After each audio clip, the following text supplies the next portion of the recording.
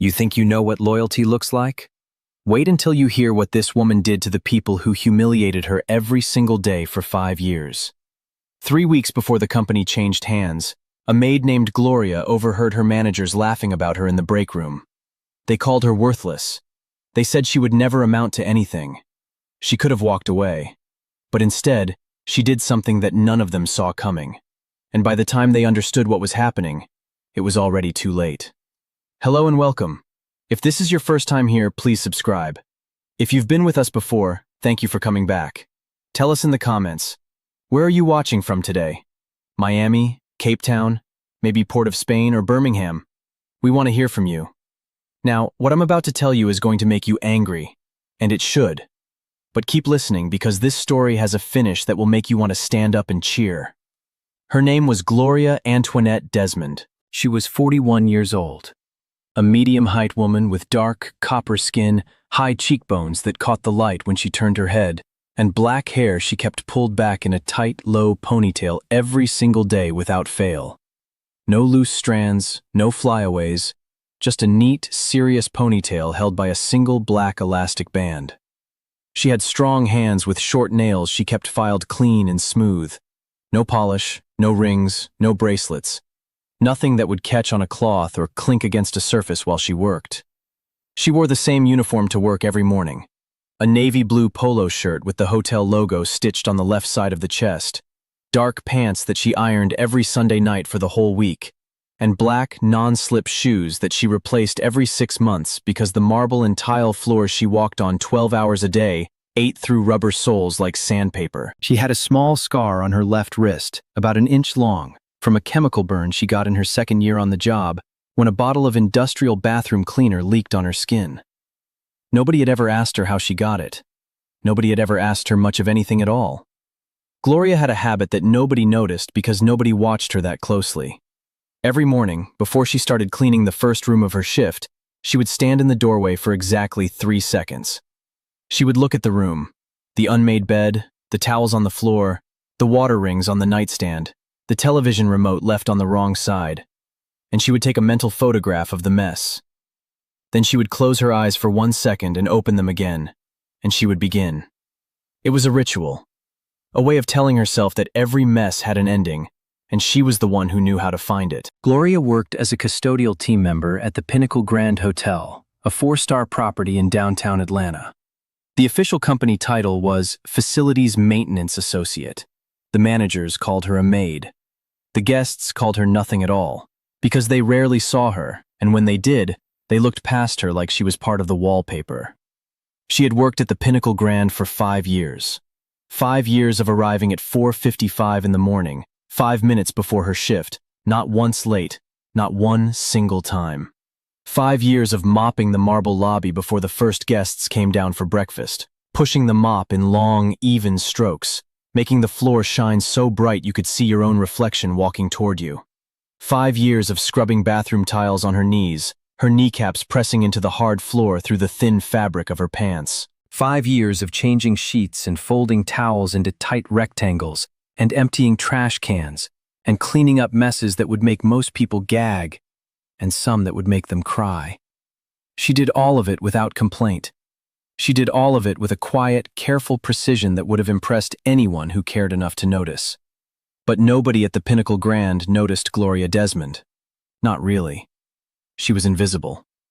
She used that word herself once, sitting on the number 47 bus on her way home, watching the city lights slide past the window like a slow parade.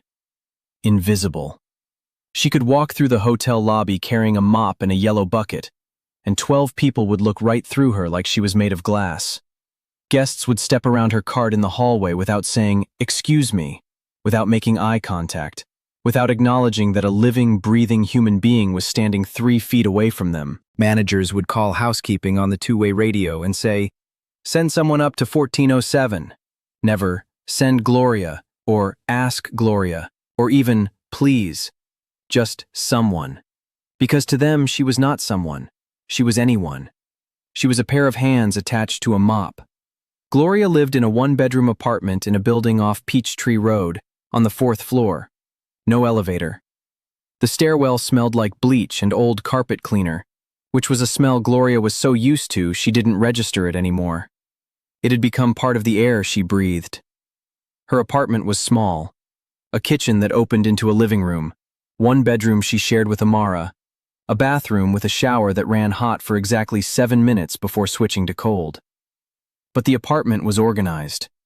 Everything had a place, and everything was in its place. The couch cushions were straight and fluffed.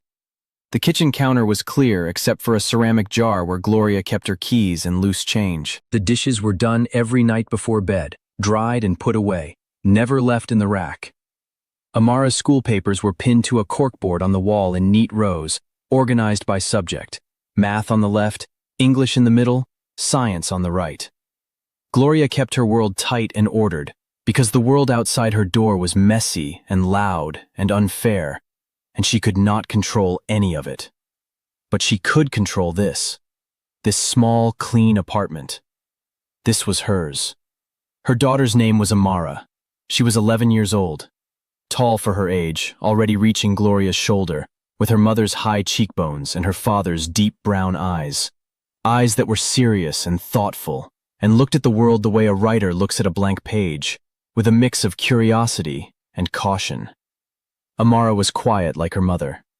She did not speak unless she had something worth saying, and when she spoke, her words were careful and precise, chosen the way you choose stones to skip across water. She read books the way some kids ate candy, constantly, hungrily, one after another, stacking finished paperbacks on her nightstand like a tower.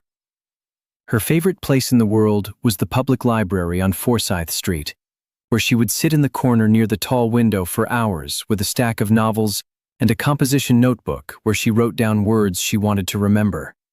Words like resilience and sovereign and indomitable. She looked them up, wrote them down, and then used them in sentences until they felt natural in her mouth. She wanted to be a writer when she grew up. She had announced this at age 8, clearly and without hesitation, and she had not changed her mind once in 3 years. Amara's father was not in the picture. His name was Dale, and he had left when Amara was 2 years old. He packed a single bag on a Tuesday morning while Gloria was at work and Amara was at daycare, and he walked out the front door. He left a note on the kitchen counter, written on the back of a gas station receipt. It said, "I can't do this." 3 words. 5 years of marriage. 3 words. Gloria found it when she came home that evening. She stood in the kitchen holding the receipt, and she read it 4 times. Then she folded it, put it in the junk drawer, picked up her keys, drove to the daycare, and picked up Amara at 5:30 like it was any other Tuesday. She bathed Amara, she fed her dinner, she read her a story, she put her to bed. And then Gloria sat on the bathroom floor with the door closed and cried into a bath towel so the sound wouldn't carry through the thin apartment walls. She cried for exactly 1 hour. Then she washed her face, brushed her teeth, set her alarm for 4:30, and went to sleep. Because that is what Gloria Desmond did. She handled what was in front of her and kept moving. Now, let me tell you about the Pinnacle Grand Hotel and the people who ran it. Because this is where the story gets ugly. The hotel was a big operation, 240 rooms across 18 floors. A rooftop restaurant called The Ledge that served $40 steaks to people who spent more on dinner than Gloria earned in a day. A conference center with crystal chandeliers and podiums and projection screens. A full-service spa. A parking garage.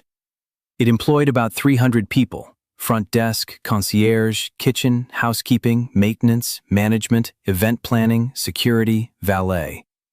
It was the kind of place that looked beautiful from the outside.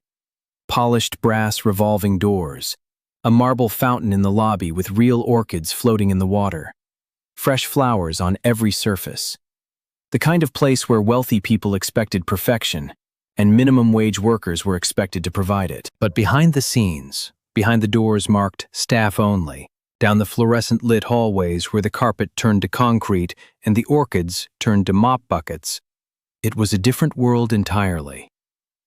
The hotel was run by a woman named Victoria Nash, general manager, 47 years old, tall and blonde with sharp features and a jawline that looked like it had been designed to intimidate people. She wore heels every day, 4 inches, never less, and a tailored blazer over a silk blouse, always dark colors, always pressed, always perfect. She carried a leather portfolio everywhere she went, tucked under her left arm like a weapon. She smelled like expensive perfume, something floral and cold, like roses preserved in ice, and the scent arrived 3 seconds before she did, so you always had a warning that she was coming. Victoria had an MBA from a well-known school, and she had a way of looking at you, over the top of her reading glasses with one eyebrow slightly raised, that made you feel like you were a stain on her carpet, not a person, a problem. Victoria did not like the housekeeping staff. She tolerated them the way you tolerate a sound in your engine that you don't want to pay to fix. She called them the girls, regardless of their age. Some of these women were in their 50s and 60s. She sent emails about them in which she referred to them as the cleaning crew or floor staff, or once, in an email Gloria was not supposed to see but did, the help. She never learned their names unless she needed one to write them up for an infraction. And she wrote them up often. For being 2 minutes late to a shift, for using too many garbage bags on a single floor, for not restocking the minibar bottles in the precise order outlined in a 12-page manual that Victoria had written herself and never once discussed with the people who actually had to follow it. But Victoria's real cruelty wasn't in the official write-ups. It was in the small things, the daily things, the things that don't leave a paper trail but leave marks on your soul that take years to fade. She would walk into a room that Gloria had just finished cleaning, a room that was perfect, every surface gleaming, every towel folded, every pillow placed at the correct angle. And she would run one manicured finger along the windowsill, hold it up to the light and say, "Do it again." Even when the windowsill was spotless, even when her finger came away clean. She would say it anyway, because she could. She scheduled mandatory housekeeping meetings at 7 in the morning, a full hour before most of the cleaning staff's shifts began. And then she would mark anyone who didn't show up as absent. When a housekeeper named Wanda pointed out that 7 a.m. was before her scheduled start time, Victoria said, "If you're serious about your career here, you'll make time." Wanda had 3 children at home and no car. She took 2 buses to get to work.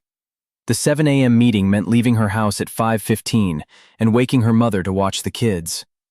Wanda did it anyway, because she needed the job. And Victoria had a deputy, an assistant general manager named Craig Fenton. Craig was 39, with a thick neck, broad shoulders, and a booming voice that carried down hallways like a foghorn. Craig was the kind of man who thought being loud was the same as being powerful.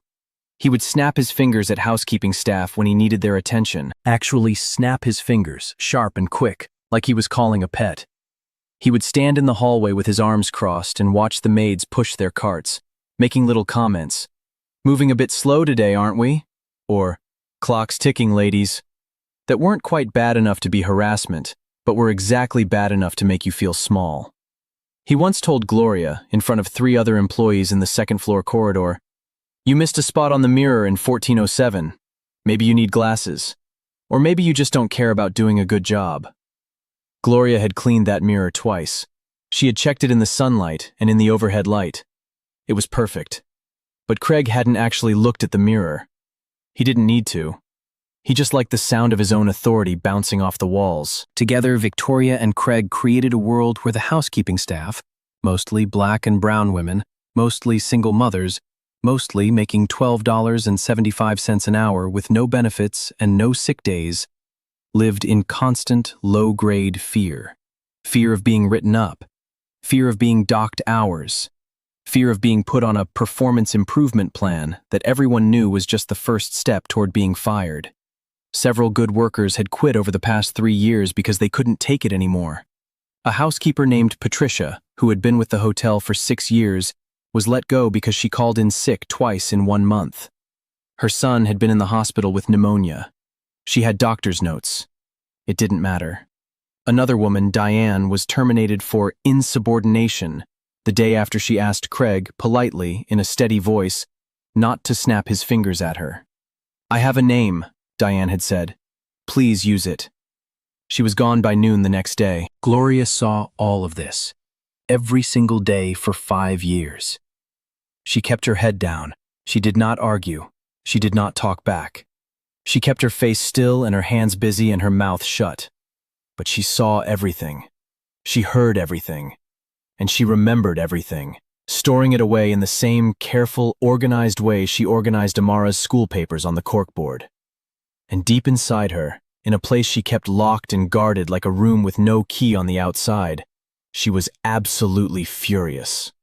But Gloria Desmond had a secret that nobody at the Pinnacle Grand Hotel knew about. Not Victoria, not Craig, not Sandra, the front desk supervisor who gossiped like it was a professional sport. Not even the other housekeepers, the women she shared lunch with and covered shifts for and cared about. Not even Amara knew the full truth. And that secret was about to change everything. But first, the day that broke the lock on that room inside Gloria. It was a Wednesday morning in March, cold and gray. The kind of morning where the sky looks like a wet blanket pressed against the tops of buildings. Gloria arrived at work at 4:55. She clocked in at the time clock by the service entrance, placed her lunch in the staff refrigerator, a container of rice and beans and baked chicken she had made the night before, and walked to the second-floor supply closet to load her cleaning cart. On her way back down the hallway, pushing the cart with its one squeaky front wheel, she passed the break room. The door was open about 6 inches. Fluorescent light spilled out into the dim corridor, and she heard her name. She stopped. Her hands tightened on the cart handle.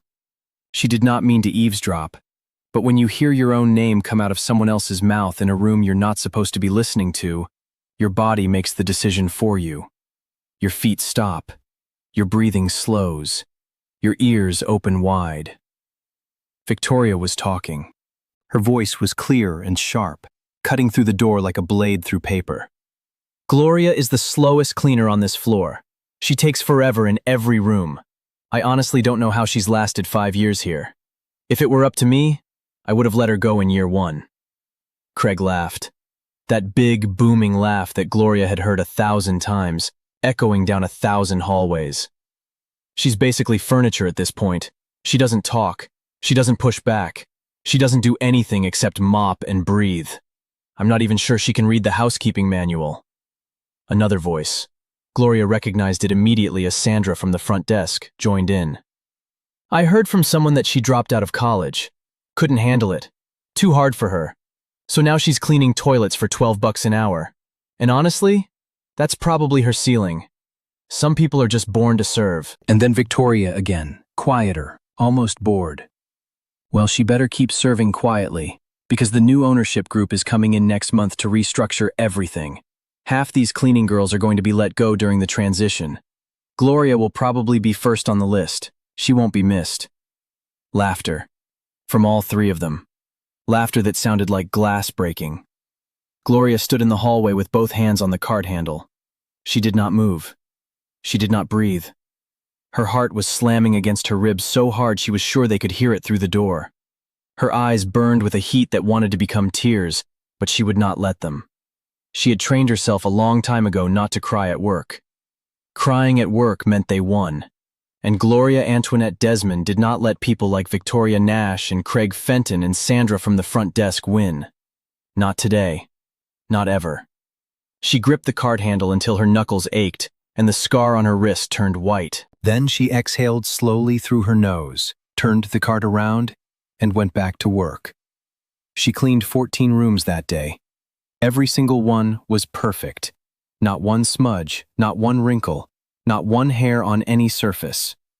14 rooms cleaned by a woman they called furniture. But something inside Gloria had shifted.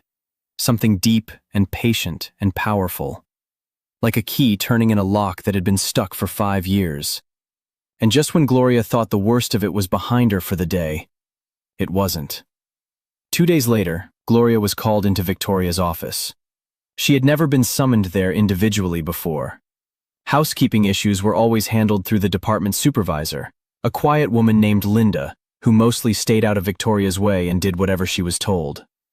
Gloria walked in and found Victoria sitting behind her wide mahogany desk, with a manila folder open in front of her. Craig was leaning against the window behind Victoria, arms folded across his thick chest, looking satisfied the way a man looks when he knows the ending of a story before it starts. "Gloria," Victoria said, not looking up from the folder. "Sit down." Gloria sat in the chair across the desk. She placed her hands in her lap. She waited. Victoria flipped a page slowly, deliberately, like she was performing for an audience. "We've been conducting a thorough review of performance metrics across the housekeeping department. According to our records, your average room completion time over the last quarter is 41 minutes. The company standard is 35 minutes. Gloria's chest tightened, but her face showed nothing. She knew this number was fabricated. Her actual average was 33 minutes. She had tracked it herself, using the timestamps on her keycard swipes. She was one of the fastest cleaners on the floor, consistently finishing under standard. But she also knew that the metric system was managed by Craig, and Craig entered whatever numbers served Craig's purposes. Additionally, Victoria continued, closing the folder with a crisp snap, we have received 2 formal guest complaints regarding cleanliness in rooms on your assigned floor over the past month. This was also a lie.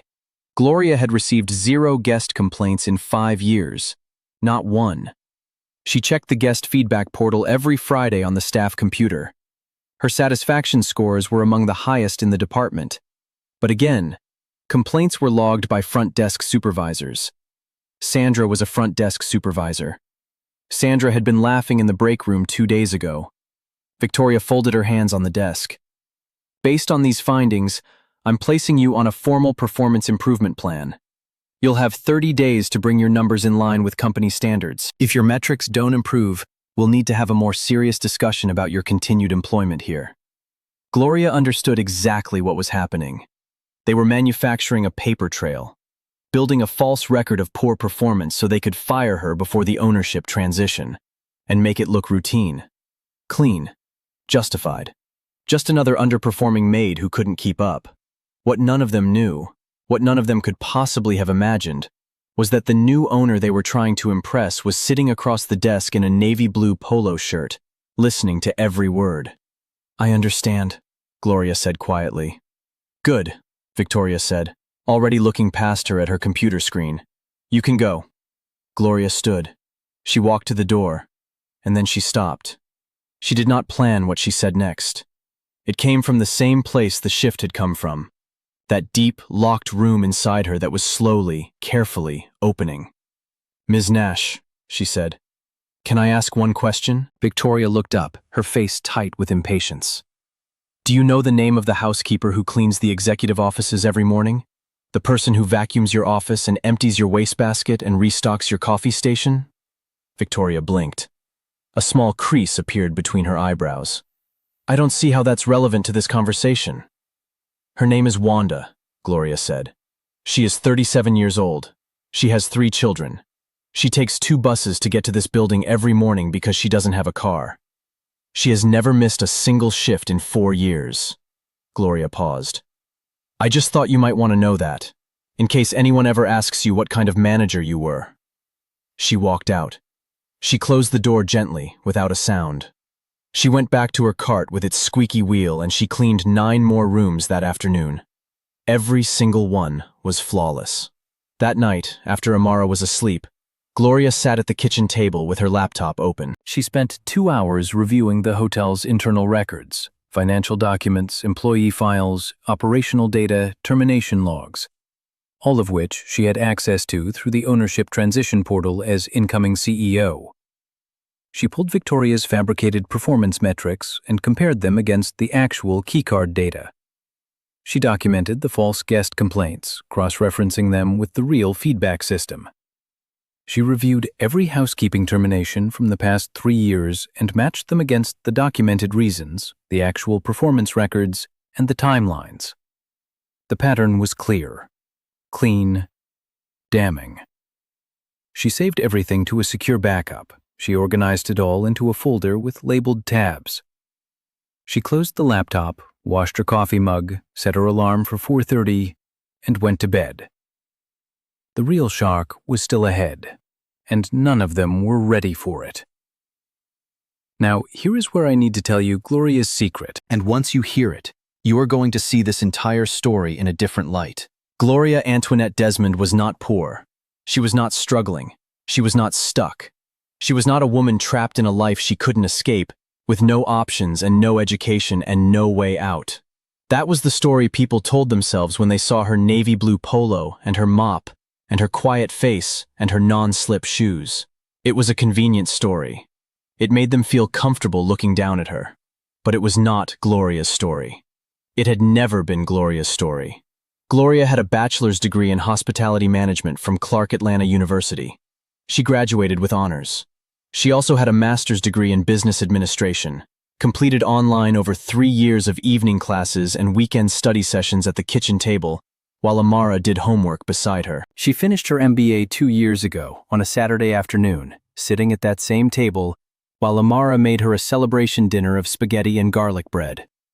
She told no one at the hotel. She did not update her employee file. She did not mention it in conversation.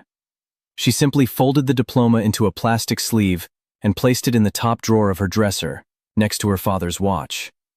But the degree was not the big secret. The big secret was this. Gloria Desmond was the founder and majority shareholder of Desmond Hospitality Group, a private investment company that had been quietly acquiring boutique and mid-size hotels across the southeastern United States for 4 years. Her father, Clarence Desmond, was the reason. Clarence had been a real estate investor, a quiet, sharp-minded man who grew up the son of a janitor in Savannah, Georgia. Clarence's father, William Desmond, cleaned office buildings for 37 years. He cleaned them the way Gloria cleaned hotel rooms, thoroughly, silently, without recognition. Clarence watched his father come home every night with aching knees and chemical-cracked hands and a paycheck that was never enough. And Clarence decided that his life would be different. Not better. Clarence never thought of himself as better than his father, just different. Clarence taught himself about real estate. He read books from the library. He studied property values. He saved every penny he earned working construction during the summers and bought his first small commercial building when he was 29 years old, with cash he had saved over 11 years. He bought a second building at 34, a third at 38. He never made headlines. He never appeared on any wealthy person's list. He kept his money quiet and his profile invisible because he had learned from his father that a black man with visible wealth attracted the wrong kind of attention. Clarence built his empire the same way his father cleaned buildings. Carefully, thoroughly, in silence. When Clarence Desmond died of pancreatic cancer 3 years ago, he left everything to Gloria. 11 commercial properties across Georgia, Alabama, and South Carolina, 2 investment accounts, a family trust. The total value was just over $14 million. Gloria could have quit her job the same week the lawyer read the will. She could have walked into the Pinnacle Grand Hotel, dropped her mop on the marble floor, told Victoria Nash exactly what she thought of her, and walked out through those polished brass doors for the last time. But she didn't. And the reason she didn't was something her father had told her when she was 16 years old. They were sitting on the porch of their house in Savannah, eating peach ice cream from paper cups, and Clarence said, "Baby girl, never run a business from the top floor. You can't see the leaks from up there. By the time the water reaches you, the whole building is already flooded. If you want to run something right, start in the basement. Learn where the water comes in. Learn who's getting wet. Then you'll know how to fix it." Gloria started in the basement. Literally. She took a job as a maid at a 4-star hotel. She mopped floors. She scrubbed toilets. She polished mirrors and folded towels and emptied trash cans and got chemical burns on her wrist and was called the help and furniture and someone. She endured Victoria and Craig and Sandra and every person who looked through her like she was made of glass. She watched. She listened. She took notes, not on paper but in her mind, filed and organized with the same precision she used to organize everything else in her life. And she waited. 5 years. She waited 5 years. And now the wait was over. Because the new ownership group that Victoria had mentioned so casually in the break room that Wednesday morning, the one coming to restructure the hotel, was Desmond Hospitality Group. Gloria's company, her investment, her decision. Gloria had purchased the Pinnacle Grand Hotel 8 weeks earlier through a holding company called DHG Acquisitions. The transaction was private. The previous owner, a retirement fund that had held the property for 15 years, signed the papers in a conference room in Charlotte. There was no press release, no announcement. Nobody at the hotel knew who the new owner was. Not yet. The restructuring Victoria had spoken about with such confidence was real. New management was coming. But the new management was not going to fire the housekeeping staff. The new management was the housekeeping staff. But what happened next changed everything. And it happened before Gloria was ready. It was a Friday evening, 10 days before the ownership transition was scheduled. Gloria was finishing her shift, wiping down the bathroom mirrors in room 1612, the same kind of mirror Craig had once accused her of leaving dirty, when her phone buzzed in her back pocket. She pulled it out and saw a number she recognized. Amara's school. Her blood went cold. The school never called unless something was wrong. She answered. The voice on the other end was the school secretary, who told her that Amara had been involved in a physical altercation with another student and needed to be picked up. Gloria left work 20 minutes early, the first time in 5 years she had not finished a full shift, and drove to the school with her hands tight on the steering wheel and her heart beating in her throat. She found Amara sitting in the principal's office on a plastic chair. Her left sleeve was torn at the shoulder seam. There was a red mark on her cheekbone that would become a bruise by morning. Her eyes were dry, but her jaw was clenched in a way Gloria recognized because she saw it every morning in her own mirror.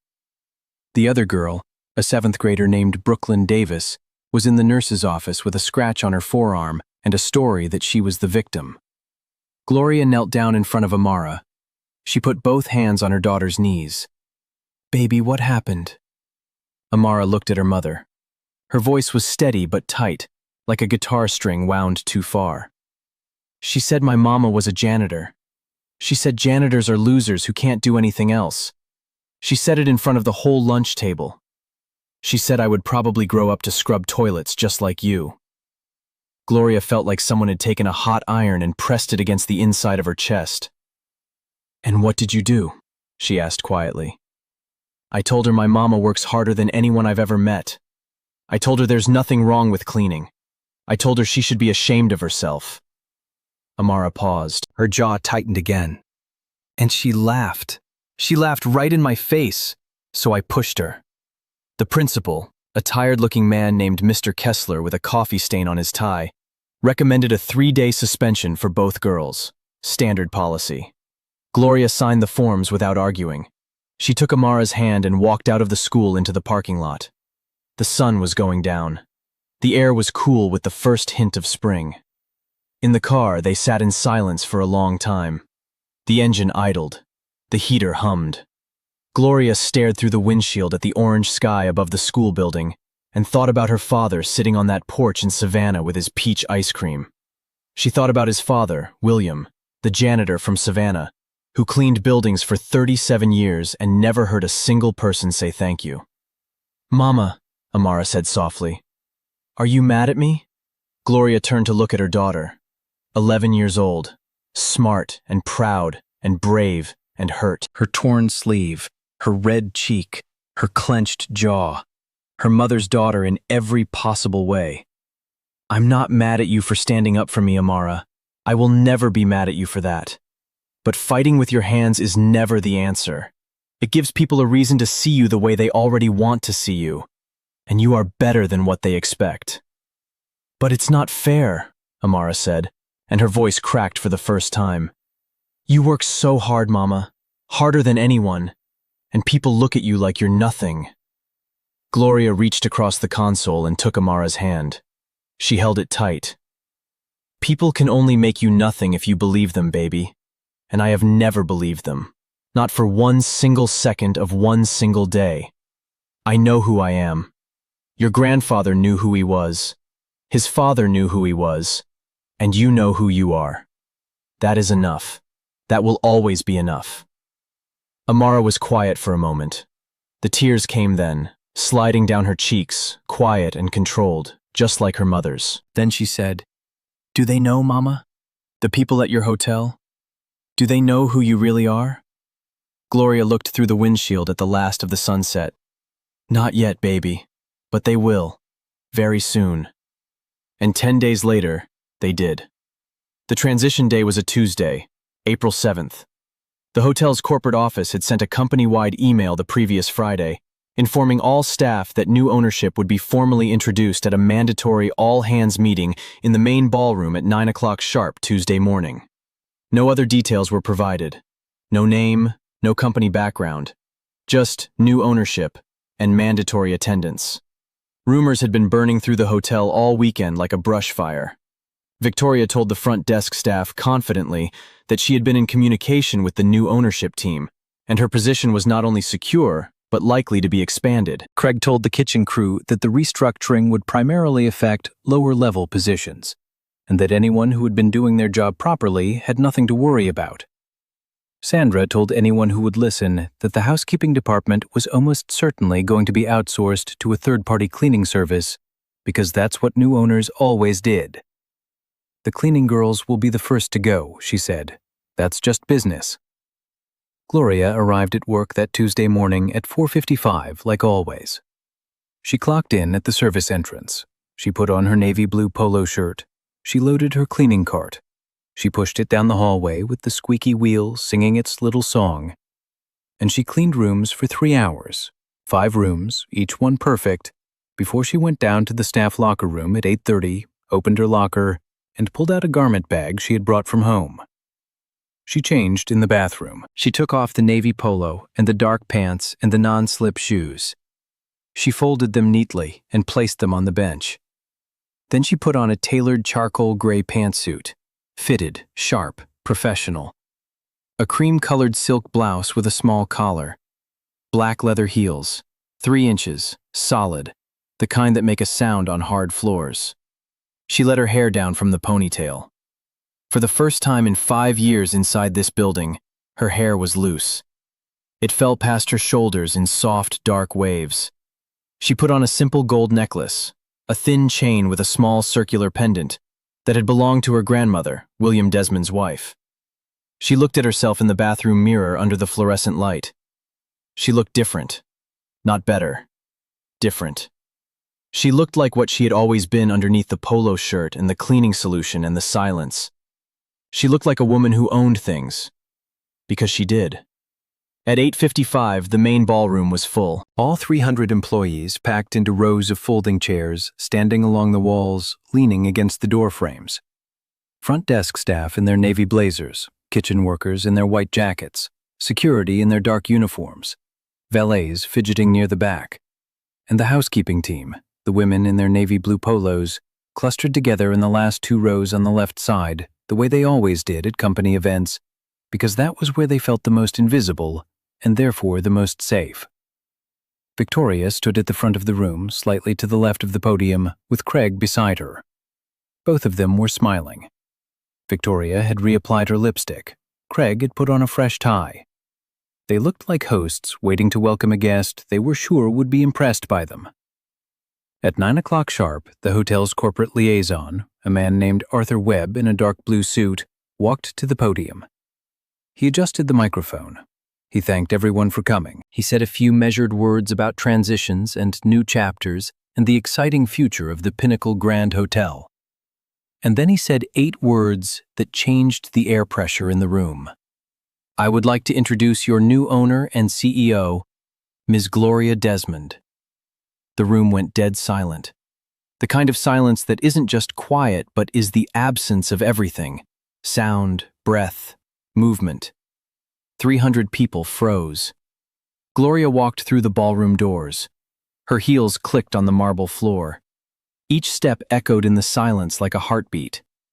She walked down the center aisle, past the kitchen staff who were turning in their chairs, past the front desk team whose faces were cycling through confusion and shock, past Sandra, whose mouth was hanging open so wide you could have parked a car in it, past Craig, whose ruddy face had gone the color of raw dough, past the security team, past the valets. She walked past the housekeeping section. Past Rosa, a 54-year-old woman who had been cleaning hotel rooms since she was 22 and who was now gripping the armrest of her folding chair with both hands. Past Teresa, who whispered, "Oh my God," in a voice that carried farther than she meant it to. Past Wanda, the woman with 3 children and 2 buses and a 7 a.m. meeting she shouldn't have had to attend. Gloria met Wanda's eyes as she walked past. Wanda's hand flew to her mouth. Her shoulders started shaking. Gloria reached the podium. She set down a leather portfolio, her own, not Victoria's, and she placed both hands on the edges of the podium and she looked out at the room. Victoria was standing to the left. She had not moved. She was frozen in place like a woman in a photograph. Her face was cycling between emotions so fast it was hard to track. Confusion, recognition, disbelief, and then something that settled in her eyes like cold water filling a glass. Fear. Her hands were gripping her own leather portfolio so hard her knuckles had turned white as bone. Gloria adjusted the microphone. She did not smile. "Good morning," she said. Her voice was clear and steady and filled the room the way light fills a window. "My name is Gloria Desmond. Some of you know me, most of you think you don't, but you do. I have been working in this hotel for 5 years. I was a member of the housekeeping team. I cleaned room 1407, the one with the mirror that was somehow never clean enough, over 1,000 times. I mopped the lobby you walked through this morning. I folded the towels in your employee bathroom. I scrubbed the tiles you stand on in the break room where some of you talked about me behind my back." A murmur rippled through the crowd. People turned to look at each other. Chairs creaked. Someone in the back whispered, "No way." In the housekeeping section, Rosa had started crying silently, tears running down both cheeks. Gloria continued, "I took this job 5 years ago because I wanted to understand what it feels like to be the person nobody sees. The person who makes this hotel run every single day, but who never gets credit for it. The person who cleans the rooms and empties the trash and scrubs the floors, and then goes home on the bus and does it all again the next morning for $12.75 an hour. I wanted to understand that. Really understand it, in my body and in my bones, before I stood behind this podium and made decisions that affect your lives." She paused. The room was silent. She looked at Victoria. "And I learned. I learned that this hotel employs some of the hardest working, most dedicated people I have ever met in my life. And I learned that many of those people have been treated in ways that should make every person in this room ashamed." Victoria's face drained of color. Craig shifted his weight from one foot to the other and then back again, like the floor beneath him was getting hot. Gloria opened her portfolio. Inside were printed pages, neat and organized. "There will be changes, starting today." She looked out at the room. Her voice carried to every corner. "First, housekeeping compensation will be raised from $12.75 per hour to $19 per hour. Effective immediately, with full benefits including health insurance and paid sick leave." The housekeeping section erupted. Rosa put both hands over her mouth and sobbed out loud. Wanda grabbed Teresa's arm and said something Gloria couldn't hear, but that made both of them cry. 300 employees watched the back of the room come alive. Second, every written warning and disciplinary action issued to housekeeping staff in the past 12 months will be reviewed by an independent HR team I have hired. Any action that was issued without proper documentation, without a fair hearing, or without genuine cause will be removed from that employee's permanent file. More sound, more movement. Gloria could see Victoria whispering urgently to Craig. Craig was shaking his head. Third, no employee at this hotel will ever again be required to attend a meeting, training session, or company function outside of their scheduled shift hours without full overtime compensation. Your time is your time." She paused. She closed the portfolio. She looked at Victoria one last time. And then she said the words that Victoria had been dreading since the moment Gloria walked through the ballroom doors. Fourth, Victoria Nash and Craig Fenton are relieved of their positions effective immediately. Their treatment of the housekeeping staff and other employees at this hotel has been documented extensively over a long period of time, and it does not meet the standards of Desmond Hospitality Group. Human Resources will process their departures today. The ballroom went so quiet you could hear the fountain in the lobby through the closed doors. Nobody moved. Nobody breathed. Victoria's mouth opened. It closed. It opened again. Her voice came out thin and high, like air escaping from a tire. You can't do this. I've been running this hotel for 6 years. I have a contract. Gloria looked at her. Calm. Level. Unblinking. Your contract included a performance clause, Ms. Nash. Section 4, paragraph 2. It also included a code of conduct provision. Section 7. Both have been violated, repeatedly and extensively. The documentation is thorough and has been reviewed by legal counsel. If you wish to dispute the termination, you're welcome to contact an attorney. But you will not be doing it from this building. Craig took a step forward. His face had gone from white to red to a deep, mottled purple. His hands were balled into fists at his sides. This is a joke. You mopped floors. You were a maid. You cleaned toilets. You can't walk in here and— I can, Gloria said. Her voice did not rise by a single degree. It stayed exactly where it was, measured, clear, and undeniable. Because I own this hotel. I own every room you just heard me talk about. I own the name on the front door and the floors underneath your feet. And I have the right and the responsibility to decide what kind of place this is going to be. She leaned 1 inch closer to the microphone. This hotel is going to be a place where every person who works here, from the CEO to the woman who mops the lobby at 5 in the morning, is treated with respect and with dignity. No one in this building will ever again be called furniture. No one will be snapped at like a dog. No one will be fired for asking to be treated like a human being. That era is over. If anyone in this room cannot live with that, there is the door. Craig stared at her for a long, ugly moment. His jaw worked, but nothing came out. Then he pulled his badge from his belt, set it on the nearest table with a hard click, and walked out. His footsteps echoed down the hallway. Victoria followed 30 seconds later, her heels clicking fast and sharp, her leather portfolio pressed against her chest like a shield. The ballroom doors swung shut behind them. Gloria turned back to the room. She looked at the housekeeping section, her section. The women she had worked beside for 5 years, who had shared bags of chips with her in the supply closet during 15-minute breaks that never felt long enough, who had covered her rooms when she had migraines, who had hugged her on hard days without asking what was wrong because they already knew. This hotel does not run because of a name on a door or a logo on a sign, Gloria said. It runs because of the people in this room. All of you. Every shift, every floor, every room. And from this day forward, that is exactly how it will be run. Teresa shouted from the back of the room. Girl, is this real? Somebody tell me this is real. Gloria smiled. For the first time at that podium, she let herself smile. A real smile, warm and wide and full. It's real, Teresa. I promise you. It is real. After the meeting, the housekeeping staff surrounded Gloria in the corridor outside the ballroom. They hugged her. They cried on her shoulders. They held her hands and asked questions and laughed and cried again. Rosa, who had cleaned rooms in hotels for 32 years, stood in front of Gloria and held both of her hands and said, in a voice broken with emotion, "In 32 years of doing this work, nobody has ever stood up for people like us the way you just did." Gloria squeezed her hands tight. "I didn't stand up for you, Rosa. I stood with you. There is a difference, and it matters." Over the months that followed, the Pinnacle Grand Hotel changed. Not just the pay and the policies. The whole feeling of the building shifted. The air was different. The hallways felt wider. The break room, which the new general manager, a woman named Karen Osei, renamed the team room, felt warmer.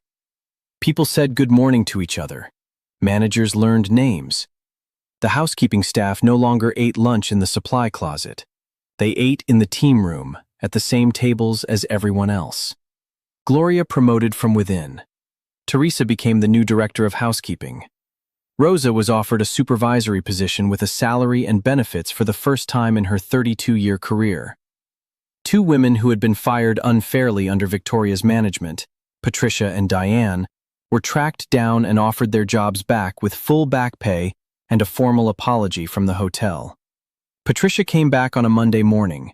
She cried in the lobby when she walked through the brass revolving doors for the first time in 8 months. Diane came back too. She called Gloria first. "Is this real?" she asked. "Because last time I asked a man in this building to use my name, I was fired by lunch." "It's real," Gloria said. "And your name is on the schedule." Gloria also did something her father and her grandfather would have been proud of. She created the William and Clarence Desmond Scholarship Fund, a program that paid for hotel employees and their children to attend college or earn professional certifications. The fund covered tuition, books, and a monthly stipend for living expenses. The only requirement was a short written essay explaining what you wanted to learn and why. The first person to submit an application was Amara Desmond. She applied on her own, without Gloria's help, on the same form as everyone else.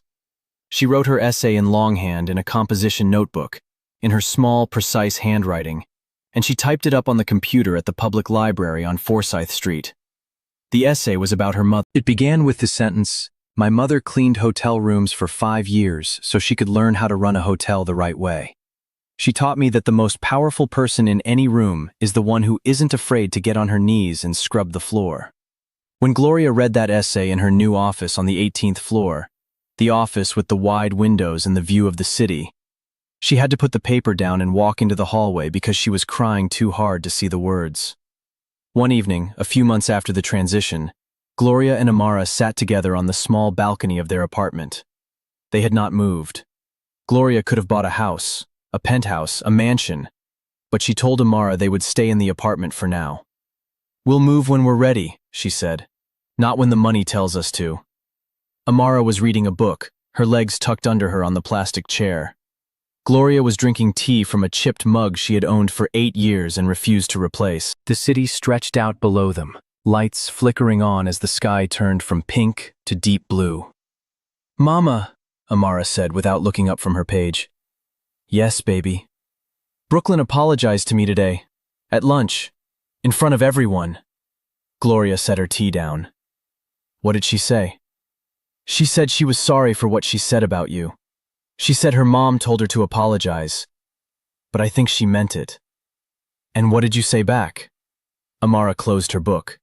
She thought about it the way she always thought about things, carefully, turning the words over in her mind before she let them out. "I said thank you. And then I said, you should know that my mama cleans floors better than anybody in the world. And doing hard things doesn't make somebody less. It makes them somebody who isn't afraid." Gloria put her tea down. She reached over and pulled Amara close and held her on that small balcony with the chipped railing and the plastic chairs and the city glowing below them like a million scattered stars. She held her daughter, and she closed her eyes, and she thought about her father and his peach ice cream and his quiet buildings. She thought about her grandfather and his 37 years of cleaning and his aching knees and his steady, uncomplaining hands. She thought about every floor she had mopped and every mirror she had polished and every room she had stood in the doorway of for 3 seconds, seeing the mess, closing her eyes, and beginning. Because Amara, at 11 years old, with her serious eyes and her notebook full of beautiful words, and her mother's jaw and her grandfather's quiet strength, had just said the thing that Gloria had spent 5 years proving with her silence and her patience and her blistered hands and her dignity. That doing hard things does not make you less. That kneeling to scrub a floor does not mean you are beneath anyone. That the uniform you wear does not tell the world who you are. It only tells the world what you are willing to do. And Gloria Desmond was willing to do anything. She always had been. That was her power. Not the money, not the company, not the buildings or the portfolios or the holding companies. Her power was that she was not afraid of hard work, and she was not ashamed of where she started, and she would never, not ever, let anyone make her feel invisible again. Thank you for staying with us until the end. If this story moved you, hit that like button and share it with a friend. Drop a comment and tell us what part hit you the hardest. We'll see you in the next one.